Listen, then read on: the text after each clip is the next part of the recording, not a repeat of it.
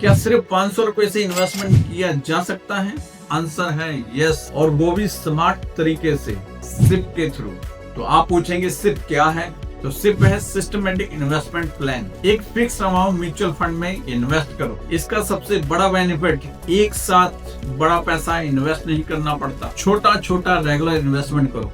इससे रुपए की कॉस्ट एवरेज रहती है, मार्केट ऊपर नीचे होता रहता है, लेकिन रेगुलर इन्वेस्टमेंट से long term average cost balance रहती है। ऐसा करने से कंपाउंडिंग का जादू क्रिएट होता है। आपका पैसा पैसा कमाता है और वो पैसा भी आगे पैसा कमाता है। यही है कंपाउंडिंग। इसका एग्जांपल 1000 रुपया मंथली सिर्फ कुछ सालों में बड़ी अमाउंट में कन्वर्ट हो जाती है कंसिस्टेंसी से। सिर्फ में अमाउंट बड़ा नहीं, कंसिस्टेंसी मैटर करती है।